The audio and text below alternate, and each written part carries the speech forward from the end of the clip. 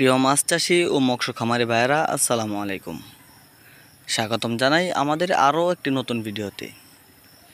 আপনারা যারা গুলশা মাছ চাষ করেন তারা অনেকেই সঠিকভাবে গুলশা মাছের পরিচর্যা করতে পারেন না, হয়তো অনেকেই গুলশা মাছের সঠিক পরিচর্যা জানেন না। সেই কারণে দেখা গেছে আপনাদের গুলশা মাছ চাষ এবং গুলশা মাছের সঠিক বৃদ্ধির ব্যাহত হচ্ছে। গুলশা মাছ ছোটো প্রজাতির মাছ হলেও গুলশা মাছ খেতে অনেক সুস্বাদু, তাই এর বাজারে প্রচুর চাহিদা রয়েছে এবং বাজারে অনেক মূল্য পাওয়া যায়। গুলশা মাছ চাষের ক্ষেত্রে আপনাকে অবশ্যই সঠিক পরিচর্যা জানতে হবে।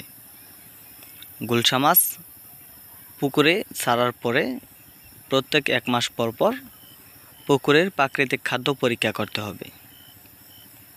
পুকুরে প্রাকৃতিক খাদ্যর জন্য প্রতি শতাংশে 5 গ্রাম টিএসপি এবং 5 গ্রাম ইউরিয়া সার দিতে হবে।